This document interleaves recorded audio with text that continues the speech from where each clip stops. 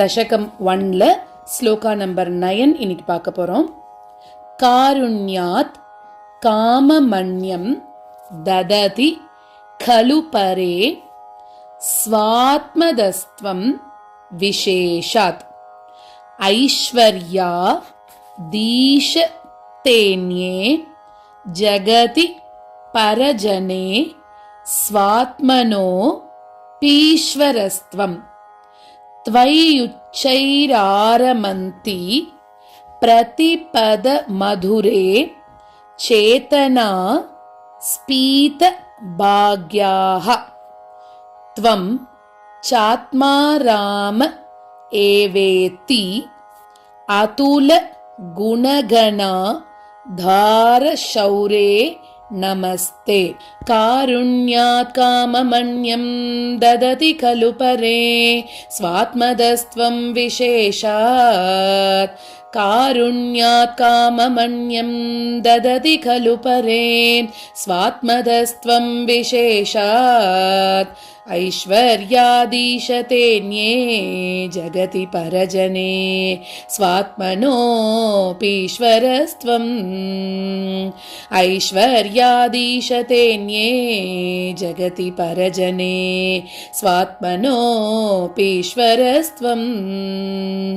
त्वय्युच्चैरारमन्ति प्रतिपदमधुरे चेतना स्फीतभाग्याः.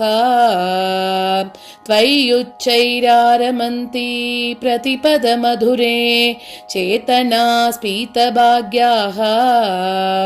त्वं चात्मा राम एवेति अतुलगुणगणाधारशौरे नमस्ते. त्वं चात्मा राम एवेति अतुलगुणगणाधारशौरे नमस्ते. कारुण्यात् काममन्यं ददति खलु परे स्वात्मदस्त्वं विशेषात् ऐश्वर्यादीशतेन्ये जगति परजने स्वात्मनोऽपीश्वरस्त्वम्. त्वय्युच्चैरारमन्ति प्रतिपदमधुरे चेतना स्फीतभाग्याः. त्वं चात्मा राम एवेति अतुलगुणगणाधारशौरे नमस्ते. कारुण्यात् काममन्यं ददति खलु परे स्वात्मदस्त्वं विशेषात् ऐश्वर्यादीशतेन्ये जगति परजने स्वात्मनोऽपीश्वरस्त्वम्. त्वय्युच्चैरारमन्ति प्रतिपदमधुरे चेतना स्फीतभाग्याः. त्वं चात्मा राम एवेति अतुलगुणगणाधारशौरे नमस्ते. இந்த ஸ்லோகத்தோட மீனிங் பார்த்தோம்னா இதுல என்ன சொல்றார், இன்னும் நிறைய தேவர்கள், பெருமாள், தெய்வங்கள், சக்திகள், அதே மாதிரிலாம் நிறைய பேர் இருப்பா இல்லையா, அந்த மாதிரியெல்லாம் இருக்கிறவாளுக்கான பெரிய அவளுக்கெல்லாம் தலைவன் அப்படின்னு சொல்றார். அந்த தெய்வங்கள்லாம் இல்லைன்னு சொல்லல, அந்த தெய்வங்களுக்கெல்லாம் தலைவன் குருவாயூரப்பன் அப்படின்னு சொல்றார். அந்த தெய்வங்கள்லாம் என்ன பண்ணும், நம்ம எதனா வேண்டிண்டாக்க என்ன வேணுமோ கருணை மிகுதியால அந்த கேட்க வேண்டிய பலன்களை நம்மளுக்கு கொடுத்துடுமா. ஆனா அதெல்லாம் என்னது, டெம்பரரி, நம்ம கேட்குறோமேன்றதுக்காக கொடுத்துடுறது. ஆனால் அதெல்லாம் என்னது, நிரந்தரம் கிடையாது, தற்காலிகமா நம்மள்கிட்ட இருக்கும், அப்புறமா அது போயிடும் அப்படின்னு சொல்ற. ஆனா நம்ம குருவாயூரப்பன்ட்ட வேண்டிண்டா என்ன கொடுக்கறாரு நம்மளுக்கு, நம்ம வேண்டிண்டதும் கொடுக்கறார், வேண்டாததும் கொடுக்கறாருன்னு முன்னாடி ஸ்லோகத்துல பார்த்தோம். நம்ம வேண்டிக்காதது என்ன, நம்ம பெருமாள்கிட்ட போய் எனக்கு எல்லாம் வேணும் வேணும் வேணும்னு வேண்டிப்போம் என்ன. ஆனா 10ல் ஒருத்தர் தான் முக்தி வேணும்னு வேண்டிப்பா. ஆனா நம்ம பெருமாள்கிட்ட போகும்போது எனக்கு இது வேணும் அது வேணும் அப்படின்னு கையெடுத்து சேவிக்கும் போதே பெருமாள் என்ன நினைச்சுன்றாராம், அடடா இவன் நம்மளோட பக்தன், நம்மள நம்பி இருக்கான், இவனுக்கு நம்ம முக்தி கொடுத்துடணும் அப்படின்னு சொல்லி அவர் முடிவு பண்ணிடுறாராம் நம்மள்கிட்ட. அதனால இந்த முக்தின்றது வேற எந்த தெய்வங்கள்ட்டையும் கிடைக்காது. ஏன்னா அவளால முக்தி கொடுக்க முடியாது, வெறுமை நம்ம கேட்கிற பொருட்களை கொடுக்க முடியும், அவ்வளவுதான். முக்தி யாரால கொடுக்க முடியும்? குருவாயூரப்பனால மட்டும்தான் கொடுக்க முடியும் அப்படின்னு இந்த ஸ்லோகத்துல சொல்றார்.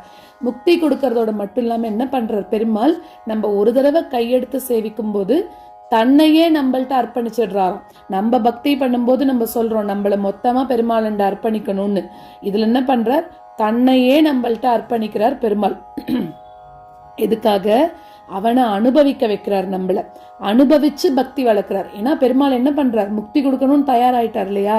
முக்திக்கான படிகள் எப்படி நமக்கு தெரியாது, அதையும் பெருமாள் தான் சொல்லி கொடுக்கிறார். படிப்படியா படிப்படியா பக்தியை வளர்த்து விடுறார் நம்ம மனசுல. முதல்ல பக்தி வளர்க்கிறார், அவரை பத்தி கேட்க வைக்கிறார். இப்ப நம்ம படிக்கிறோமே நாராயணியம், இதெல்லாம் நம்மள படிக்க வைக்கிறார். எதுக்காக? நம்மளுக்கு முக்தி கொடுக்கணும் அப்படின்றதுக்காக தான். நம்ம எப்பவுமே பெருமாளோட அவதார கதைகளையும் பெருமாளோட சரித்திரங்களையும் எவ்வளோக்கு எவ்வளோ நம்ம கேட்குறோமோ அவ்வளோக்கு அவ்வளோ நம்மளுக்கு பெருமாளண்ட போறதுக்கான வழி நம்மளுக்கு ரொம்ப க்ளோஸா இருக்குன்னு அர்த்தம். அதாவது எப்போ நம்மளுக்கு பெருமாள் கடைசி காலம்னு வச்சிருக்காரோ அப்ப நம்மளுக்கு முக்தி அப்படின்றத புரிஞ்சுக்கணும் நம்ம. அந்த மாதிரி ஸோ இப்போ இந்திரன் மாதிரி இருக்கக்கூடிய தேவர்கள் அவள்லாம் இருக்கல்ல, அவளுக்குன்னு ஒரு தொகுதி இருக்கும். அதுல இருக்கிற மக்களுக்கு அவன் தலைவனா இருப்பான், அவ்வளவுதான். பெருமாள் எப்படி? இந்திரனுக்கும் தலைவன், இமையோர் தலைவன் குருவாயூரப்பன் இல்லையா? இமையோர்னா அங்க இருக்கக்கூடிய அந்த மேல் லோகத்துல இருக்கக்கூடிய தேவர்கள், அவளுக்கெல்லாம் தலைவன் நம்ம பெருமாள் அப்படின்னு சொல்றார். அவர் அவளுக்கு மட்டும் தலைவனாக இல்லாம தனக்குத்தானே ராஜாவாக இருக்கார். அவர் யாரு? ஸ்வயம் பிரகாஷர் அப்படின்னு சொல்றோம் இல்லையா? அதாவது அவர்கிட்டேந்து தான் ஒளி வருது, அவர்கிட்டேந்து தான் ஞானம் வருது. அவர்கிட்ட இல்லாத ஞானம் கிடையாது, அவர்கிட்ட இல்லாத ஒளி கிடையாது. சூரியனுக்கோ சந்திரனுக்கோ வெளிச்சம் கொடுக்கக்கூடியவர் பெருமாள் தான். ஸோ அவர்கிட்டேந்து தான் எல்லாம் வருது. அவர்கிட்ட இருக்கக்கூடிய ஆனந்தத்துக்கு எல்லையே கிடையாது. அவரோட ஆனந்தத்துல ஒரு துளி தான் நம்ம இப்ப அனுபவிச்சுட்டு இருக்கிறது, அதுல ஒரு துளி தான் தேவர்கள்லாம் அனுபவிச்சுட்டு இருக்கிறது. ஸோ அந்த மாதிரி எல்லாருக்கும் தலைவனாக எல்லாத்துக்கும் தலைவனாக குருவாயூரப்பன் தான் இருக்கார் அப்படின்னு சொல்றார். அதனாலதான் என்ன பண்றதா, அந்த பெருமாளை நம்ம பார்க்கும் போதே எப்படி இருக்கு, நம்ம அடியார்களா இருக்கக்கூடிய நம்ம ஒரு நொடியும் மதுரமா இருக்காராம். ஒரு அவயமும் பெருமாளுக்கு அவ்வளவு மதுரமா இருக்கான். அந்த மாதிரி ஒன்னிடத்துல ரொம்ப ஆசையா அப்படி இருக்கக்கூடிய உன்கிட்ட பக்தர்கள்லாம் ஆசையா பக்தி பண்றா. யாரால பெருமாள் கிட்ட பக்தி பண்ண முடியும்? பாக்கியம் பண்ணவாளால மட்டும்தான் பெருமாள் கிட்ட பக்தி பண்ண முடியும் அப்படின்னு சொல்றார். நாத்திகம் பேசுறவாளால பண்ண முடியுமா? முடியாது. ஏன்னா அவளுக்கு அந்த அளவுக்கு பாக்கியம் இல்லை, பெருமாள் அனுபவிக்கிறதுக்கு பாக்கியம் இல்லை. நம்ம அனுபவிச்சுட்டு இருக்கோம்னா பெருமாள் நம்மளுக்கு போட்ட பிச்சை அப்படின்னு சொல்லலாம். நம்ம எல்லாம் பெருமாள் அனுபவிக்கிறது அவரோட கருணை, அவ்வளவுதான். அதனாலதான் இன்னைக்கு நானும் நீங்களும் அனுபவிச்சுட்டு இருக்கோம் பெருமாளை. ஸோ அந்த மாதிரி பெருமாள் கிட்ட ஆனந்தத்துக்கு குறைச்சலே கிடையாது. கல்யாண குணங்கள் எல்லாத்துக்கும் தலைவனாக இருக்கக்கூடியவர் பெருமாள். ஸோ சிம்பிளா என்ன சொல்லிடுறாருன்னா, முக்தி கொடுக்கறதுக்கான சக்தி அது உன்கிட்ட மட்டும்தான் இருக்கு, எல்லாருக்கும் தலைவனாக நீதான் இருக்க அப்படின்னு சொல்லி இந்த ஸ்லோகத்துல சொல்றார். कारुण्यात् काममन्यं ददति खलु परे स्वात्मदस्त्वं विशेषात् ऐश्वर्यादीशतेऽन्ये जगति परजने स्वात्मनोऽपीश्वरस्त्वं त्वय्युच्चैरारमन्ति प्रतिपदमधुरे चेतना स्फीतभाग्याः त्वं चात्मा रामयेवेति अतुल गुणगणाधार शौरे नमस्ते.